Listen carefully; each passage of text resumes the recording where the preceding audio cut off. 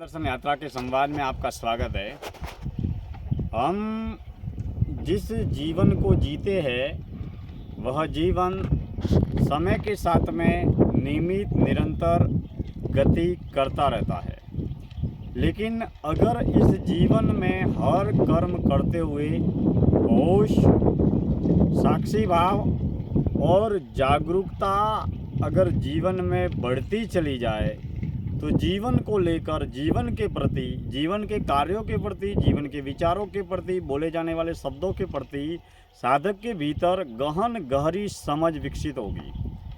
क्योंकि कर्म तो हर व्यक्ति कर रहा है, लेकिन कर्म के प्रति व्यक्ति की जो समझ है, ज्ञान है, अनुभव है, वह भिन्न भिन्न है।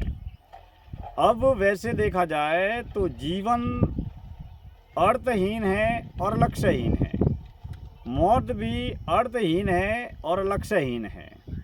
तन मन से बना हुआ ये जीवन जन्म से मरण तक की सफ़र या यात्रा तय करता है, और इस यात्रा के विविध पड़ावों में हम सुख दुख, लाभ हानि, उतार चढ़ाव, सुख दुख, अमीरी प्रसिद्धि, मान अपमान, पद पुरस्कार, सम्मान तिरस्कार, विविध तरीके की गतिविधियों से, क्रियाओं से हम गुजरते रहते हैं। इसमें सुख और दुख का आधार कई बार हमारे कर्म या कर्मफल होते हैं और कई बार अन्य लोगों के कर्म या कर्मफल होते हैं। लेकिन क्या हम सुख और दुख से मुक्त रह सकते हैं, मुक्त जी सकते हैं? कैसा है, क्या ऐसा संभव है कि केवल कर्म की घटना घटती रहे लेकिन हम उस कर्म या कर्म फल से होने वाले सुख और दुख से मुक्त रहे, मुक्त जिए? ऐसा तभी संभव है जब साधक हर कर्म के प्रति, हर क्षण, हर श्वास के प्रति, हर कर्म और हर कर्म फल के प्रति होश में और साक्षी भाव में रहना या जीना सीखे।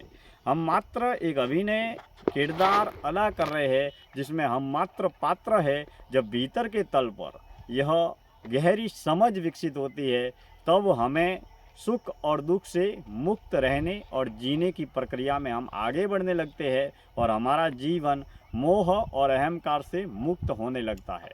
लेकिन यह भीतरी आंतरिक आध्यात्मिक रूपांतरण तभी संभव है जब हम मौन की यात्रा, होश की यात्रा, ध्यान की यात्रा, एकांत की यात्रा में नियमित निरंतर आगे बढ़ते चले जाते हैं और हमारे जन्म से लेकर अब तक, आज तक मन के बने बनाए भ्रम, भ्रांति, अहंकार, मोह, आसक्ति, आकर्षण के बंधन लगातार टूटते चले जाते हैं, बिखरते चले जाते हैं और वास्तविक जिंदगी का क्षणभंगुर सत्य हमारे सामने प्रदर्शित होने लगता है या परिभाषित होने लगता है, या मौन मुक्त सत्य हमारे सामने परिभाषित, प्रकाशित होने लगता है।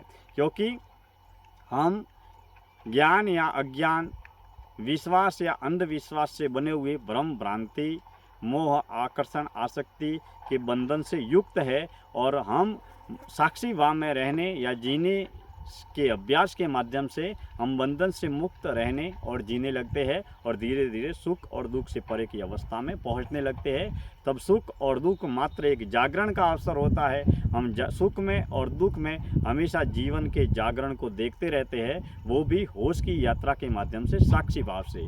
यही प्रयोग हमारे जीवन में जीवन को लेकर गहरी समझ को विकसित करता है। मित्रों, आज की इस संध्या काल की जीवन दर्शन यात्रा में मैं दिनेश्वर माली आप सभी का तहे दिल से आभार व्यक्त करता हूँ। बहुत बहुत धन्यवाद।